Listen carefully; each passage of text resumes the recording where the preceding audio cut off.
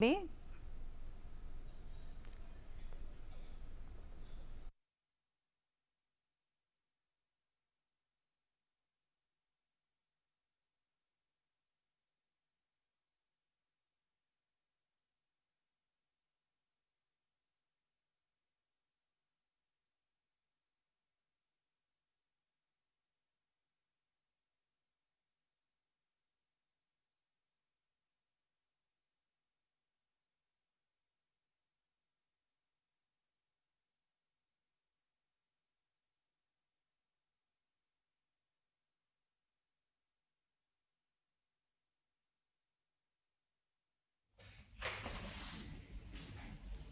नमस्कार।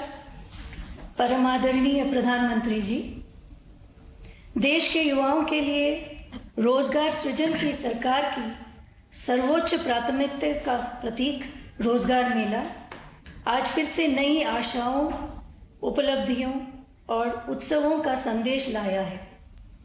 आज के इस कार्यक्रम में 70,000 से अधिक युवा अपने नियुक्ति पत्र प्राप्त कर केंद्र सरकार के विभिन्न विभागों और संस्थानों में शीघ्र ही कार्यरत होंगे। इस कार्यक्रम को प्रारंभ करने के लिए मैं सर्वप्रथम माननीय राज्य मंत्री डॉक्टर जितेंद्र सिंह जी से स्वागत संबोधन के लिए अनुरोध करती हूँ। परमादरणीय प्रधानमंत्री जी, आपने देशवासियों से वादा किया था कि आप 10 लाख सरकारी नौकरियां उपलब्ध करवाएंगे। उसी क्रम को आगे बढ़ाते हुए आज एक बार फिर हम आपके सामने उपस्थित हैं। आज एक बार फिर आपके द्वारा बटन दबाते ही 70,000 से अधिक नियुक्ति पत्र जारी कर दिए जाएंगे। ये नियुक्ति पत्र प्राप्त करने वाले उम्मीदवार देश के भिन्न भिन्न राज्यों एवं केंद्र शासित प्रदेशों में फैले हुए हैं और इन नियुक्ति पत्रों के साथ साथ ही उन्हें मिशन कर्मयोगी प्रारंभ की सुविधा भी उपलब्ध करवा दी जाएगी ताकि वो अपने नए दायित्व के लिए अपने आप को शिक्षित प्रशिक्षित कर सके। प्रधानमंत्री जी, पिछले कार्यक्रम में हमने ये कहा था कि जहां आपने एक भारी संख्या में सरकारी नौकरियां उपलब्ध करवाई हैं, वहीं साथ साथ आपने देश और समाज में ये जागरूकता पैदा करने का भी काम किया है कि रोजगार का अर्थ केवल सरकारी नौकरी नहीं। आपने स्टार्टअप की मुहिम जारी की। स्टार्टअप्स की संख्या 1 लाख से अधिक हो गई। आपने अंतरिक्ष के क्षेत्र को पब्लिक प्राइवेट पार्टिसिपेशन के लिए खोला। 3 साल के भीतर लगभग 150 स्टार्टअप्स की संख्या हो गई। आपने अरोमा मिशन प्रारंभ किया। हजारों की संख्या में कृषि से जुड़े हुए स्टार्टअप अपनी जीविका कमाने लगे। आपने इंफ्रास्ट्रक्चर डेवलपमेंट के कार्यों को गति शक्ति प्रदान की। रातों रात भिन्न भिन्न रोजगार के विकल्प उपलब्ध हो गए। आपने नौजवानों के लिए मुद्रा योजना जैसी बेरोजगारों के लिए सरल प्रावधान शुरू करवाए। आपने रेहड़ी वालों के लिए प्रधानमंत्री स्वनिधि योजना प्रारंभ करवाई। आपने नए ऐसे क्षेत्र जिनकी तरफ शायद पहले रुझान ना था, उनकी तरफ हमें ले जाने का काम किया। चाहे वो खादी का उद्योग है, चाहे वो खिलौनों को लेकर के इंडस्ट्री है। लेकिन आज उसके साथ साथ एक और बात भी हम रखने का प्रयास करेंगे, वो ये कि इस सब के अतिरिक्त कभी कभी ये भ्रम फैलाने का प्रयास किया जाता है कि यूपीए की सरकार में सरकारी नौकरियां बहुत भारी संख्या में उपलब्ध करवाई गई थी और नियुक्तियां हुई थी। लेकिन यदि हम यूपीए सरकार के पहले 9 साल यानी 2004 से लेकर के 2013 की तुलना आपके कार्यकाल के 9 साल यानी 2014 से लेकर के 2023 तक के आंकड़ों की तुलना करें तो तस्वीर कुछ और ही है। उदाहरण के तौर पर जहां वे यूपीए के 2004 से लेकर के 2013 तक सरकारी नियुक्तियां कुल मिलाकर के 6,02,245 हुई, वहां 2014 से 2023 तक आपके कार्यकाल में 8,82,191, लगभग 70% अधिक। भारत सरकार में 3 प्रमुख रिक्रूटमेंट एजेंसीज हैं: staff selection commission, railway recruitment board और यूपीएससी। यदि स्टाफ सिलेक्शन कमीशन की बात करें तो यूपीए के 9 वर्षों में 2,07,563 और 2014 से 2023 के 9 वर्षों में लगभग दुगनी संख्या 4,06,191। रेलवे रिक्रूटमेंट बोर्ड की बात करें तो जहां यूपीए के 9 वर्षों में 3,47,251 नियुक्तियां हुई, वहीं आपके कार्यकाल में पहले 9 वर्षों में 4,30,594। और यदि यूपीएससी की बात करें जो कि उच्च श्रेणी की नियुक्तियां करती है, तो यूपीए के 9 साल में 45,431 और आपके 9 वर्षों के कार्यकाल में अभी तक 5,906। इतना ही नहीं, कई वर्षों से रुके हुए पदोन्नतियां, प्रमोशंस का राह हमवार करने का भी काम आपके कार्यकाल में हुआ है। पहले यह स्थिति थी कि बहुत से कर्मचारी एक ही पद पर नियुक्त होकर वहीं से सेवानिवृत्त हो जाते, रिटायर हो जाते। मुझे लगता है कि भारत सरकार में ऐसा पहली बार हुआ। 8,000, 4,000, 9,000, 2,000 मास प्रमोशंस का काम पिछले कुछ वर्षों में हो पाया है। लंबी बात ना करते हुए मैं यही कहकर के बात समाप्त करूंगा कि आज ये जो नौजवान नियुक्ति पत्र प्राप्त कर रहे हैं, ये भाग्यशाली हैं कि जीवन भर ये गर्व के साथ कह सकेंगे कि हमें हमारे नियुक्ति पत्र किसी और से नहीं, मोदी जी के हाथों से प्राप्त हुए थे। और साथ ही साथ ये इसलिए भी भाग्यशाली हैं कि सन 2047 के शताब्दी भारत के निर्माण में ऊर्जावान भूमिका निभाने का वरदान भी परमात्मा ने इन्हीं को दिया है। बहुत बहुत धन्यवाद प्रधानमंत्री जी। धन्यवाद माननीय मंत्री जी। रोजगार मेले की आज की कड़ी, जहां एक और युवा सशक्तिकरण और नए अवसरों का संदेश लेकर आई है, वहीं दूसरी ओर नवनियुक्त युवाओं की कर्मठता से प्रभावशील और दक्षतर होती नागरिक सुविधाओं का संदेश भी लाई है। सुशासन और समावेशी विकास की इसी यात्रा के संदेश को सब तक पहुंचाती प्रस्तुत है यह लघु फिल्म। भारत, दुनिया का सबसे युवा देश भारत अपनी युवा शक्ति के परिश्रम और उद्यम के बल पर आगे बढ़ रहा है और इसी युवा शक्ति के सपनों को उड़ान देने का संकल्प लिया मोदी सरकार ने और युवा शक्ति को दी एक नई सोच, एक नई अप्रोच और एक नई पहचान। इन 9 सालों में मोदी सरकार ने युवा शक्ति के लिए रोजगार के अवसर ही नहीं बनाए, बल्कि स्वरोजगार और उद्यम को मजबूत बनाने के लिए आर्थिक, तकनीकी गाइडेंस और इनोवेशन को भी बढ़ावा दिया। युवा शक्ति के सशक्तिकरण के इन्हीं प्रयासों में एक अहम कड़ी है रोजगार मेला। भारत सरकार सहयोगी राज्यों के साथ मिलकर लाखों नए रोजगार सृजन कर रही है और रोजगार मेले के तहत नियुक्ति पत्रों का वितरण किया जा रहा है। देश में रोजगार और स्वरोजगार का जो अभियान चल रहा है, आज उसमें एक और कड़ी जुड़ रही है। ये कड़ी है रोजगार मेले की। इस बार हमने तय किया कि इकट्ठे नियुक्ति पत्र देने की परंपरा भी शुरू की जाए, ताकि डिपार्टमेंट में भी टाइम बाउंड प्रक्रियाएं पूरा करने और निर्धारित लक्ष्य को जल्द से पार करने का एक सामूहिक स्वभाव बने, सामूहिक प्रयास हो। 10 लाख नौकरी देने के संकल्प को सिद्ध करने के लिए देश भर के अलग अलग स्थानों में लाखों युवाओं को नियुक्ति पत्र दिए गए और इसी कड़ी में एक और नया अध्याय है आज का रोजगार मेला। सभी नियुक्तियां यूपीएससी, एसएससी, रेलवे भर्ती बोर्ड जैसी एजेंसियों के माध्यम से ऑनलाइन की जा रही हैं। भर्ती की सभी प्रक्रियाएं अब सरल और पारदर्शी हैं। जहां एक और विशेष ऑनलाइन सिस्टम से चयन प्रक्रिया पर निरंतर निगरानी रखी जा रही है, वहीं नवनियुक्त युवक युवतियों को कर्मयोगी प्रारंभ मॉड्यूल के अंतर्गत ऑनलाइन ट्रेनिंग भी दी जा रही है। इस अभियान के माध्यम से महिलाओं, दिव्यांगजनों और आकांक्षी जिलों के अभ्यर्थियों को मिल रहा है विशेष लाभ। मुझे रोजगार मेले के थ्रू अपॉइंटमेंट लेटर प्राप्त हुआ है एंड मेरा चयन एसएससी सीजीएल के थ्रू सीबीआईसी में एज एन इंस्पेक्टर हुआ है and I am very thankful to the government of India for this opportunity. I have been selected to the post of Income Tax Inspector. I greatly thank Sri Narendra Modi ji for giving this opportunity through the Rozgar Mela event conducted in Coimbatore. इन्हीं कर्मयोगी और प्रशिक्षित युवाओं की ऊर्जा से भरा सरकारी तंत्र अधिक उत्साह और लगन से बनाएगा नागरिकों की सेवाओं को विश्व स्तरीय। इंफ्रास्ट्रक्चर को और भी आधुनिक और लिखेगा न्यू इंडिया की ग्रोथ स्टोरी।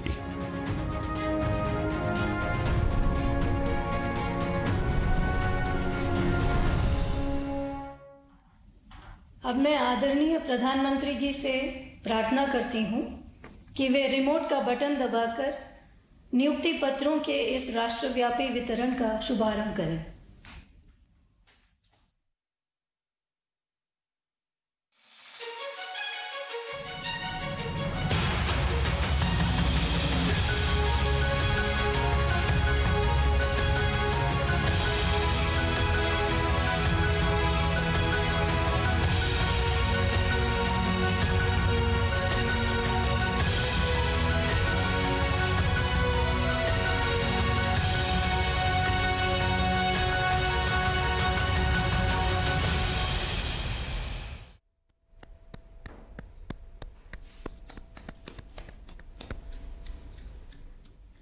मैं आदरणीय प्रधानमंत्री जी से निवेदन करती हूं कि रोजगार मेले के इस विशेष अवसर पर अपने आशीर्वचनों से हम सभी का तथा राष्ट्र की युवा महाशक्ति का पथ प्रदर्शन करें।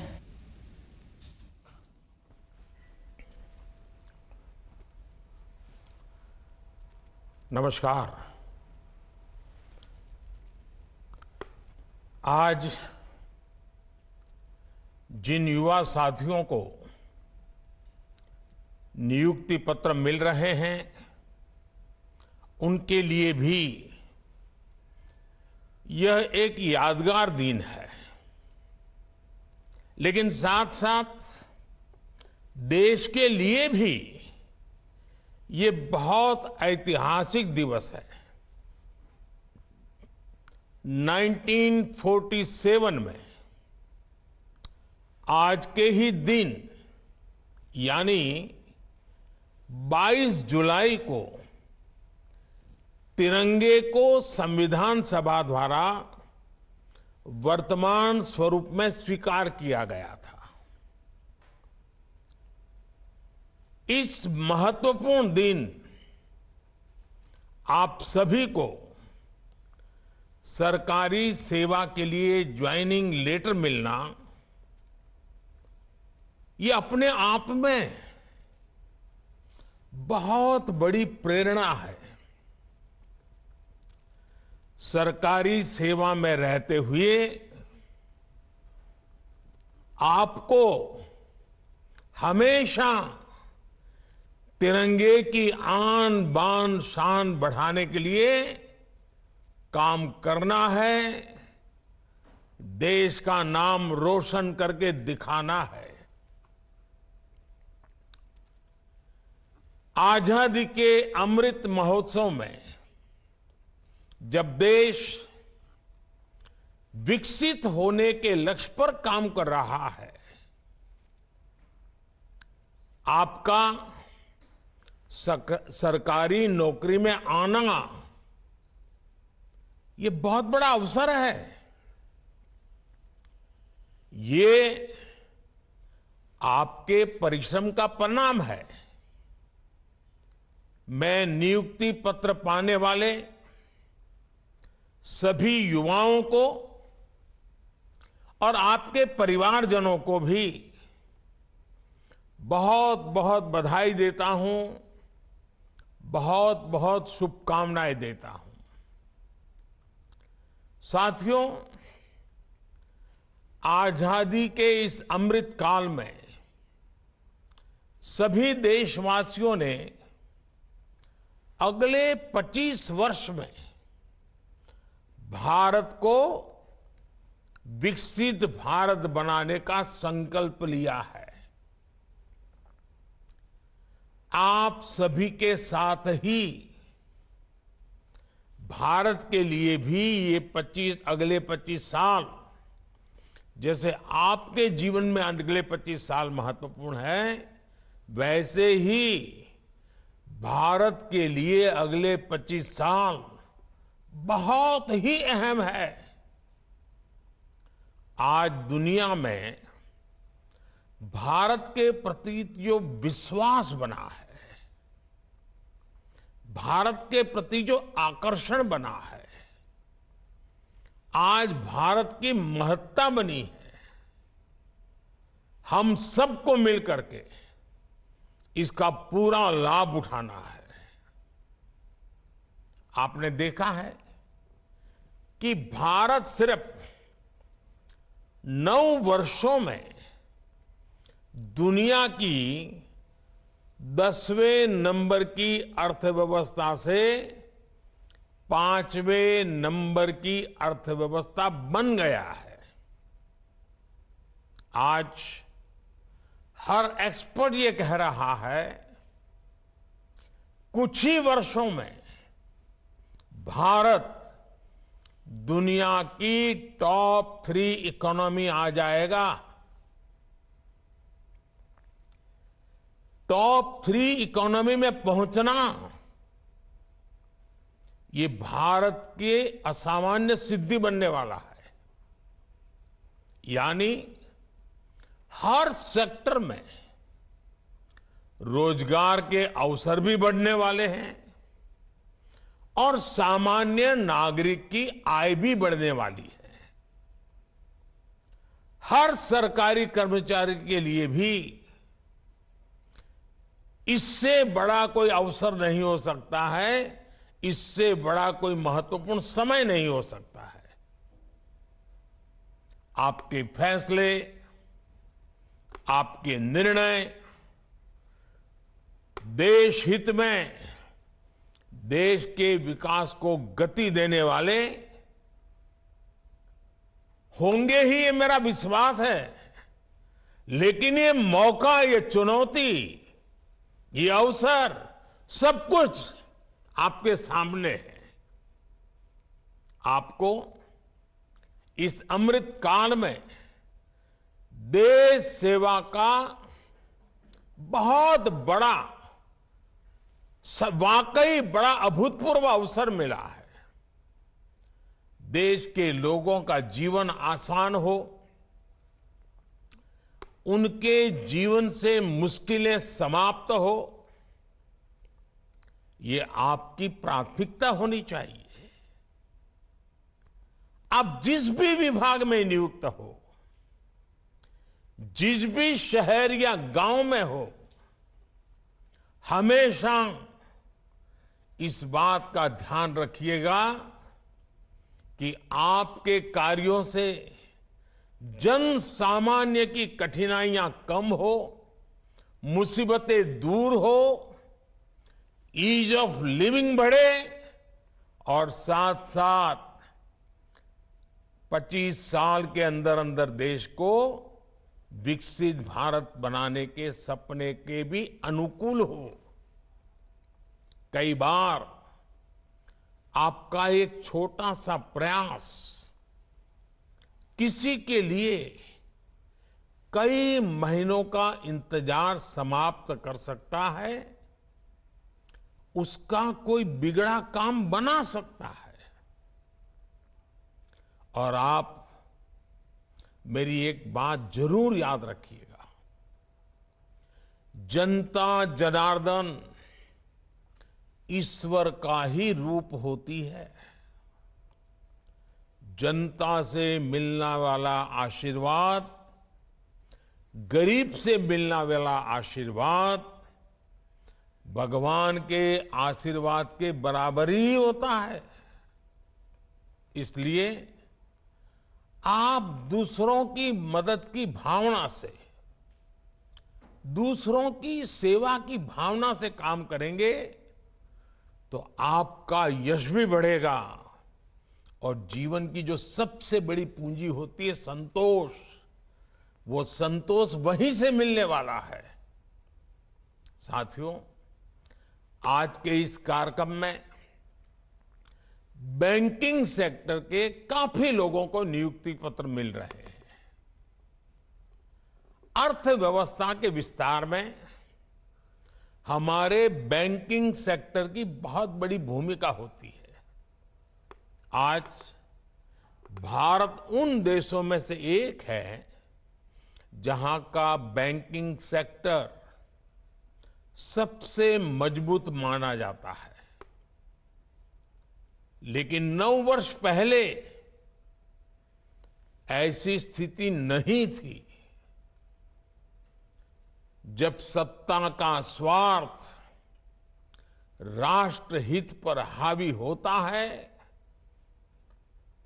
तब कैसी बर्बादी होती है, कैसा विनाश होता है। देश में कई उदाहरण हैं।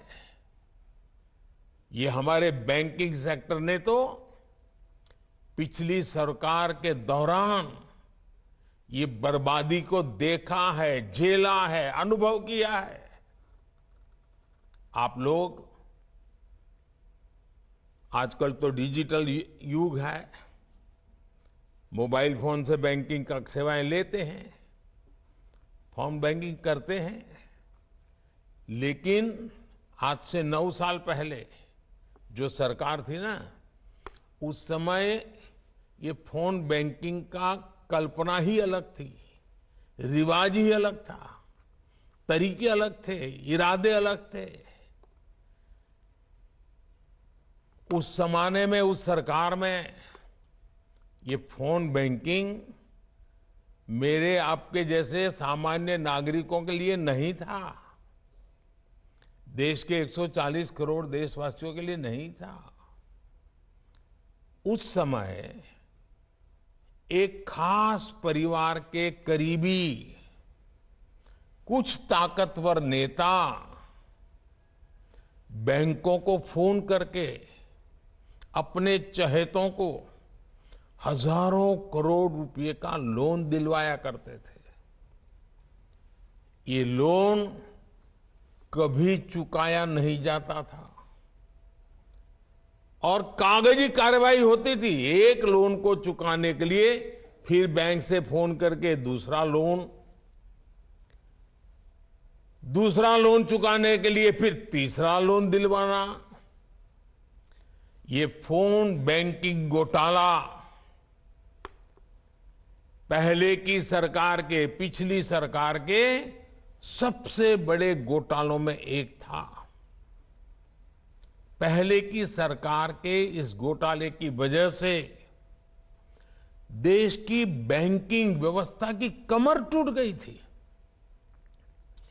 2014 में आप सबने हमें सरकार में आकर के देश की सेवा करने का मौका दिया। 2014 में सरकार में आने के बाद हमने इस स्थिति से बैंकिंग सेक्टर और देश को मुसीबतों से निकालना एक के बाद एक कदम उठा करके काम शुरू किया। हमने सरकारी बैंकों के मैनेजमेंट को सशक्त किया, प्रोफेशनलिज्म पर बल दिया। हमने देश में छोटे छोटे बैंकों को जोड़कर बड़े बैंकों का निर्माण किया। हमने सुनिश्चित किया कि बैंक में सामान्य नागरिक की 5 लाख रुपए तक की राशि कभी ना डूबे, क्योंकि बैंकों के प्रति सामान्य नागरिक का विश्वास पक्का करना बहुत जरूरी हो गया था। क्योंकि कई कोऑपरेटिव बैंक डूबने लगी थी, सामान्य मानवी की मेहनत का पैसा डूब रहा था और इसलिए हमने 1 लाख से उसको सीमा 5 लाख कर दी, ताकि 99% नागरिकों को उनकी मेहनत की कमाई का पैसा वापस मिल सके। सरकार ने एक और महत्वपूर्ण कदम उठाया, बैंक्रप्सी कोड जैसे कानून बनाए, ताकि अगर कोई कंपनी किसी न किसी कारण से बंद होती है तो बैंकों को कम से कम नुकसान हो। इसके साथ ही हमने गलत काम करने वालों पर शिकंजा भी कसा, बैंकों को लूटने वालों की संपत्ति जब्त कर ली। आज परिणाम आपके सामने है। जिन सरकारी बैंकों की चर्चा हजारों करोड़ के नुकसान के लिए होती थी, एनपीए के लिए होती थी, आज उन बैंकों की चर्चा रिकॉर्ड प्रॉफिट के लिए हो रही है। साथियों, भारत का मजबूत बैंकिंग सिस्टम और बैंक के प्रत्येक कर्मचारी, उनका काम पिछले 9 साल में सरकार के विजन के अनुकूल जो उन्होंने काम किया है, वो हम सभी के लिए गर्व का विषय है। बैंक में काम करने वाले सभी मेरे कर्मचारी भाई बहनों ने इतनी मेहनत की, संकट में से बैंकों को बाहर लाए, देश के अर्थतंत्र विकास में अग्रसर होकर के भूमिका निभाई। और इन बैंक कर्मचारियों ने, बैंक के लोगों ने कभी भी मुझे और मेरे विजन को न नकारा न निराश किया। मुझे याद है जब जनधन योजना शुरू हुई तो जो पुरानी सोच वाले लोग थे वो मुझे सवाल पूछते थे, गरीब के पास तो पैसे नहीं, वो बैंक खाता खोल के क्या करेगा, बैंकों पे बर्डन बढ़ जाएगा, बैंक का कर्मचारी कैसे काम करेगा। भांति भांति के निराशाएं फैलाई गई थी। लेकिन बैंक के मेरे साथियों ने गरीब का जनधन खाता खुले, इसके लिए दिन रात एक कर दिया। झुग्गी झोपड़ी में जाते थे बैंक के कर्मचारी, लोगों के बैंक के खाते खुलवाते थे। अगर आज देश में करीब 50 करोड़ जनधन बैंक खाते खुले हैं तो इसके पीछे बैंक में काम करने वाले हमारे कर्मियों का परिश्रम है, उनका सेवा भाव है। ये बैंक कर्मियों की मेहनत है जिसकी वजह से सरकार कोरोना काल में करोड़ों महिलाओं के बैंक खातों में सीधे पैसे ट्रांसफर कर पाई। साथियों, कुछ लोग पहले ये भी गलत आरोप लगाते हैं और लगाते रहे कि हमारे बैंकिंग सेक्टर में असंगठित क्षेत्र के लोगों को मदद करने के लिए कोई व्यवस्था ही नहीं है। पहले की सरकारों में क्या हुआ वो तो आप भली भांति जानते हैं। लेकिन 2014 के बाद स्थिति ऐसी नहीं है। जब सरकार ने मुद्रा योजना के माध्यम से नौजवानों के बिना गारंटी लोन देने की ठानी तो बैंक के लोगों ने इस योजना को आगे बढ़ाया। जब सरकार ने महिला सेल्फ हेल्प ग्रुप्स के लिए लोन अमाउंट को डबल कर दिया तो ये बैंक के कर्मचारी ही थे जिन्होंने ज्यादा से ज्यादा सेल्फ हेल्प ग्रुप को आर्थिक मदद पहुंचाई। जब सरकार ने कोविड काल में एमएसएमई सेक्टर को मदद करने का फैसला लिया तो ये बैंक कर्मचारी ही थे जिन्होंने ज्यादा से ज्यादा ऋण देकर एमएसएमई सेक्टर को बचाने में मदद की और 1.5 करोड़ से ज्यादा उद्यमियों का, जिसका रोजगार जाने की संभावना थी, उस छोटे छोटे उद्योगों को बचा करके 1.5 करोड़ से ज्यादा लोगों का रोजगार भी बचाया। जब सरकार ने किसानों के बैंक खाते में सीधे पैसे भेजने के लिए प्रधानमंत्री किसान सम्मान निधि योजना शुरू की तो ये बैंक कर्मी ही है जिन्होंने इस योजना को टेक्नोलॉजी की मदद से सफल बनाने में कोई कसर नहीं छोड़ी। जब सरकार ने रेहड़ी पटरी और ठेले वालों के लिए, जो फुटपाथ पर बैठ करके अपने माल बेचते हैं, छोटी सी लॉरी लेकर के माल बेचते हैं, उनके लिए एक स्वनिधि योजना शुरू की। तो ये हमारे बैंक कर्मी ही हैं जो अपने गरीब भाई बहनों के लिए इतनी मेहनत कर, और कुछ बैंक ब्रांच ने तो ऐसे लोगों को ढूंढ ढूंढ करके, बुला बुला करके, उनका हाथ पकड़ करके इन रेहड़ी पटरी वालों को लोन देने के लिए काम किया है। आज हमारे बैंक कर्मियों की मेहनत की वजह से ही 50 लाख से ज्यादा रेहड़ी पटरी ठेले वालों के उनको बैंक से मदद मिल पाई है।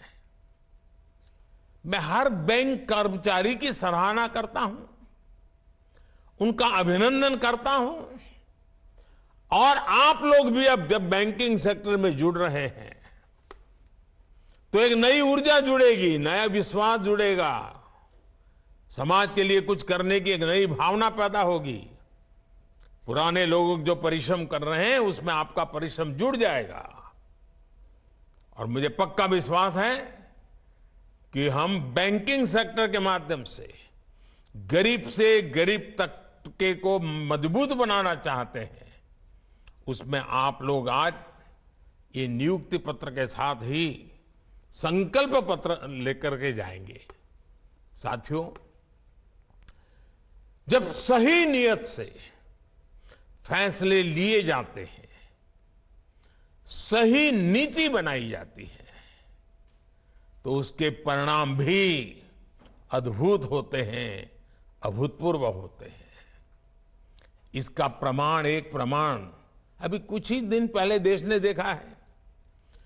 नीति आयोग की रिपोर्ट में आया है कि सिर्फ 5 साल के भीतर ही भारत में 13.5 करोड़ भारतीय गरीबी रेखा से ऊपर आ गए हैं। भारत की इस सफलता में सरकारी कर्मचारियों की भी मेहनत रही है। गरीबों को पक्का घर देने की योजना हो, गरीबों के लिए शौचालय बनाने की योजना हो, गरीबों के घर में बिजली कनेक्शन देने की योजना हो, ऐसी अनेकों योजनाओं को हमारे सरकारी कर्मचारी ही गांव-गांव, घर-घर, जन सामान्य तक लेकर गए। जब ये योजनाएं गरीब तक पहुंची तो गरीबों का मनोबल भी बहुत बढ़ा, विश्वास पैदा हुआ। ये सफलता इस बात की प्रतीक है कि हम मिलकर भारत से गरीबी दूर करने के प्रयास बढ़ाएं तो भारत से गरीबी पूरी तरह से दूर हो सकती है। और इसमें निश्चित तौर पर देश के हर सरकारी कर्मचारी की बहुत बड़ी भूमिका है।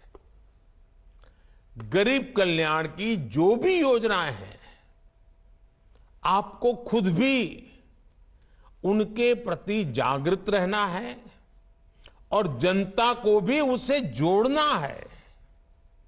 साथियों, भारत में कम होती गरीबी का एक और पक्ष है।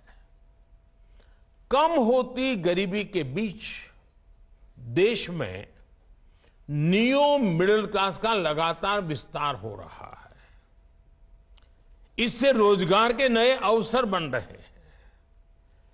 भारत में बढ़ते नियो मिडिल क्लास की अपनी डिमांड्स है, अपनी आकांक्षाएं हैं। इस डिमांड की पूर्ति के लिए आज देश में बड़े पैमाने पर मैन्युफैक्चरिंग हो रही है।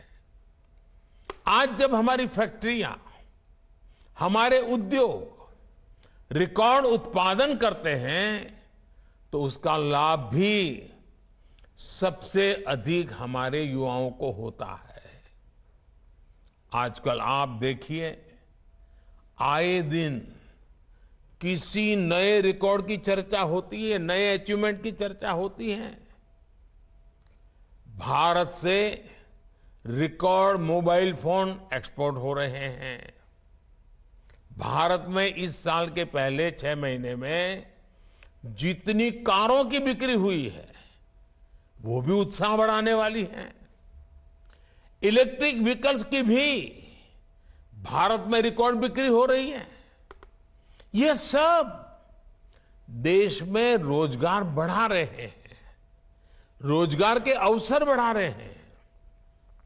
साथियों, भारत के टैलेंट पर आज पूरी दुनिया की नजर है। दुनिया में अनेक विकसित अर्थव्यवस्थाओं में लोगों की उम्र तेजी से बढ़ रही है। सीनियर सिटीजन से दुनिया के कई देश विपुल संख्या से भरे हुए हैं। युवा पीढ़ी उनके यहां कम होती जा रही है। काम करने वाली आबादी घट रही है।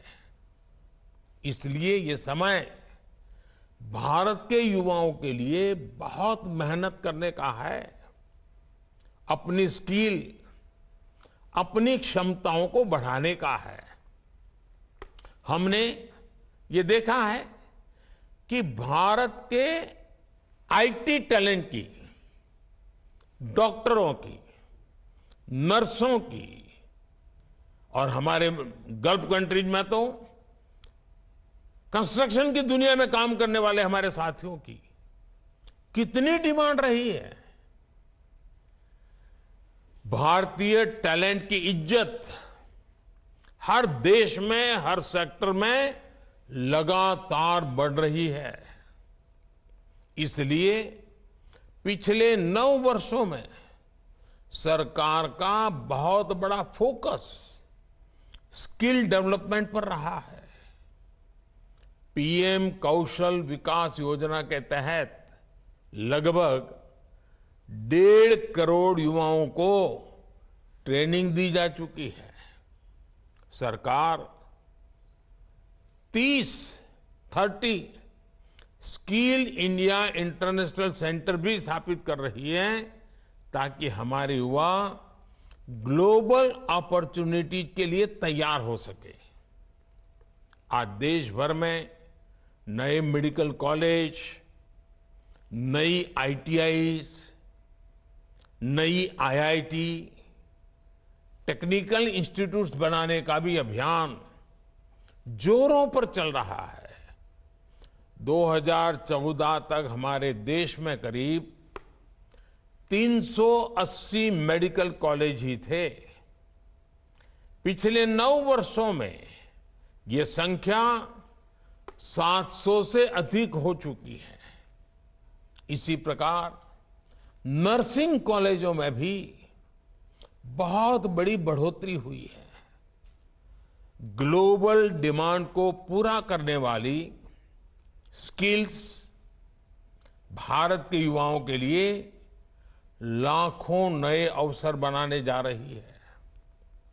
साथियों, आप सभी एक बहुत ही पॉजिटिव माहौल में सरकारी सेवा में आ रहे हैं। अब आप पर भी देश की इस पॉजिटिव सोच को आगे बढ़ाने की जिम्मेदारी है। आप सभी को अपनी आकांक्षाओं को भी विस्तार देने का प्रयास करना चाहिए। नई जिम्मेदारियों से जुड़ने के बाद भी आप सीखने और सेल्फ डेवलपमेंट की प्रक्रिया को जारी रखें। आपकी मदद के लिए सरकार ने online learning platform iGOT Karmayogi तैयार किया है। मेरा आप सबसे आग्रह है कि इस सुविधा का ज्यादा से ज्यादा लाभ उठाने का प्रयास करें। एक बार फिर मैं आपको, आपके परिवार के लोगों को इस नई जिम्मेवारी के लिए बहुत बहुत बधाई देता हूं और इस नई जिम्मेवारी एक आरंभ बिंदु है। आप भी जिंदगी की अनेक नई ऊंचाइयों को प्राप्त करें। आपके माध्यम से जहां भी आपको सेवा करने का मौका मिले, देश का हर नागरिक अपने सपनों को पूरा करने के लिए आपके कारण बहुत नई ताकत को प्राप्त करे। आप अपने हर सपनों को पूरा करें, संकल्प को पूरा करें, इस जिम्मेवारी को बखूबी निभाएं। इसके लिए मेरी तरफ से आपको बहुत बहुत शुभकामनाएं हैं। बहुत बहुत धन्यवाद।